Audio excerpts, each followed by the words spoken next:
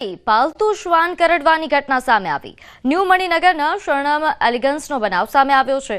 શ્વાન બાળકને કરડતા પોલીસ ફરિયાદ નોંધાઈ। શ્વાનના માલિક વિરુદ્ધ પણ ફરિયાદ નોંધાઈ છે। સમગ્ર ઘટના સીસીટીવીમાં કેદ થઈ। રામોલ પોલીસે ફરિયાદ નોંધી વધુ કાર્યવાહી હાથ ધરી। પાલતુ શ્વાન રાખવા માટેના કેટલાક નિયમો વચ્ચે પણ આવી ઘટનાઓ યથાવત છે, જે ઘણા સવાલો ઉઠાવી રહી છે।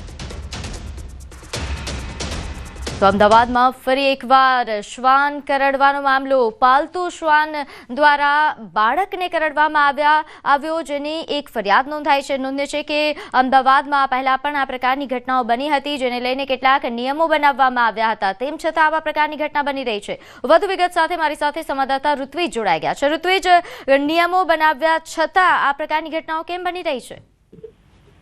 જી, વાત કરીએ તો વધુ એક વખત આ પ્રકારનો બનાવ સામે આવે છે। ન્યૂ મણિનગર વિસ્તારની અંદર જે શરણમ એલિગન્સ આવેલું છે, કે જ્યાં ગઈકાલે બપોરે 1:30 વાગ્યાની આસપાસ જ્યારે આ બાળક છે તે નીચે રમતું હતું, ત્યારે આ જે જર્મન શેફર્ડ ડોગ છે, જે પાલતુ શ્વાન હતો, તેણે આ બાળકને કરડી ગયો હતો। અને જ્યારે સમગ્ર ઘટનાની જાણ આસપાસના સ્થાનિક રહીશો અને તેના માતા પિતાને થઈ હતી, ત્યારે તેઓ તાત્કાલિક આ બાળકને સારવાર માટે હોસ્પિટલ ખસેડ્યો હતો। અને આ સમગ્ર મામલે જ્યારે પોલીસને જાણ કરવામાં આવી હતી, ત્યારે પોલીસ દ્વારા આ મામલે ફરિયાદ દાખલ કરીને વધુ કાર્યવાહી શરૂ કરી છે।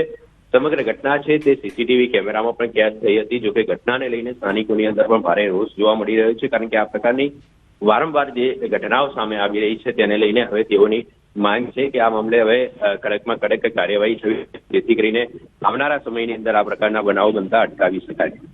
જી બિલકુલ। આ ઉપરાંત ઋત્વિજ, આ પહેલા પણ આ પ્રકારની ઘટનાઓ બની હતી, ત્યારે નિયમો બનાવવામાં આવ્યા હતા, કોર્પોરેશન દ્વારા એક ઝુંબેશ શરૂ કરવામાં આવી હતી। આ તમામ જે ગતિવિધિઓ કરવામાં આવી, તેની કોઈ અસર દેખાતી નથી।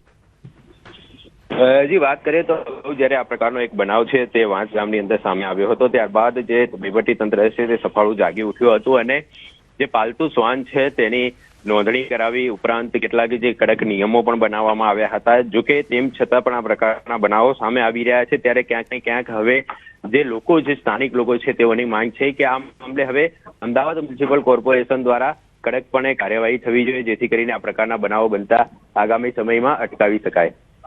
જી ઋત્વિજ, આભાર માહિતી આપવા બદલ। તો હાલ જે રીતે સંવાદદાતાએ જણાવ્યું કે સમગ્ર ઘટના કે જેને લઈને હજુ ઘણા સવાલો ઉઠી રહ્યા છે, કારણ કે આ પહેલા જ્યારે ઘટના બની ત્યારે કોર્પોરેશન દ્વારા ઘણા નિયમો બનાવવામાં આવ્યા હતા। આવા પાલતુ શ્વાન રાખવા માટે નોંધણી ફરજિયાત કરાવવામાં આવી હતી। આ ઉપરાંતના પણ ઘણા બધા નિયમો હતા, પરંતુ આ નિયમો બનાવ્યા છતાં, આ નિયમો અમલીકરણ કરવા છતાં પણ આ પ્રકારની ઘટના બની રહી છે, જે ઘણા સવાલો ઉઠાવી રહી છે। હાલ આ ઘટના બાદ સ્થાનિકોમાં ભારોભાર રોષ છે અને કડકમાં કડક કાર્યવાહી થાય તેવા પ્રકારની તેઓ માંગ કરી રહ્યા છે।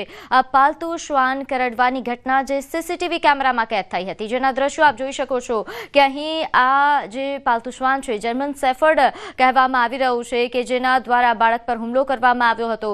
બાળકને ઈજાઓ પહોંચી છે અને હાલ બાળક સારવાર હેઠળ છે। તો પાલતુ શ્વાન કરડવાની આ ઘટના સીસીટીવી કેમેરામાં કેદ થઈ, જેના દ્રશ્યો આપ જોઈ શકો છો। તો અમરેલીના બાબરા તાલુકાના ફુલજર ગામે 2 જૂથ વચ્ચે અથડામણમાં એકનું મોત થયું છે, તો 9થી વધુ લોકો ઘાયલ થયા છે। લગ્ન પ્રસંગમાં ઘોડીને ટ્રેક્ટર અડી જવા જેવી નજીવી બાબતે બોલાચાલી બાદ ઉગ્ર સ્વરૂપ બબાલે ધારણ કર્યું। 2 અલગ અલગ જ્ઞાતિના જૂથ વચ્ચે અથડામણ થતાં એકનું મોત થયું છે, તો 9થી વધુ ઈજાગ્રસ્ત કે જેઓ સારવાર હેઠળ છે। લગ્ન પ્રસંગે નીકળેલ ફુલિકામાં 2 જૂથ વચ્ચે મોટું ધીંગાણું થયું હતું। ઇજાગ્રસ્તોને બાબરા અને ગોંડલ હોસ્પિટલમાં ખસેડવામાં આવ્યા છે। તો બનાવ બાદ ફુલજર ગામ પોલીસ છાવણીમાં પણ ફેરવાઈ ગઈ છે। ગામમાં પોલીસે સ્થિતિને કાબૂમાં લાવીને ચાંપતો બંદોબસ્ત ગોઠવી દીધો છે।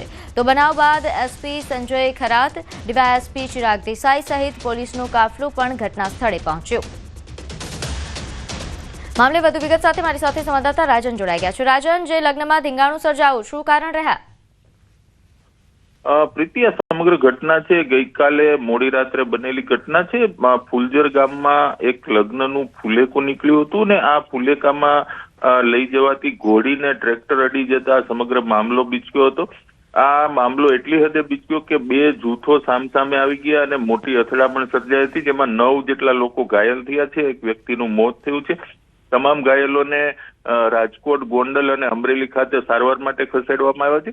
આ સમગ્ર ઘટના બાદ અમરેલી જિલ્લા પોલીસનો કાફલો ફુલજર ગામે ગોઠવાયો હતો અને તમામ સ્થિતિ પર કાબુ મેળવી લેવામાં આવ્યો છે। અત્યારે પ્રીતિ બંને જૂથો સામસામે ફરિયાદ દાખલ કરાવે તેવી શક્યતા છે અને બપોર સુધીમાં ચોક્કસ કારણ બહાર આવી જશે કે ખરેખર આ જૂથ અથડામણ થવાનું કારણ શું હતું. પરંતુ આ નાના એવા ગામમાં આટલી મોટી ઘટના બનવાથી સમગ્ર જિલ્લામાં હાહાકાર મચી ગયો તે પ્રકારની ઘટના ગત રાત્રે સામે આવી છે. પ્રીતિ. જી રાજન, આભાર માહિતી આપવા બદલ. તો હાલ જે રીતે સંવાદદાતાએ જણાવ્યું કે સમગ્ર મામલે હાલ ચકચાર મચી જવા પામી છે, જો કે હાલ પોલીસ બંદોબસ્ત અહીં ચુસ્ત ગોઠવી દેવામાં આવ્યો છે.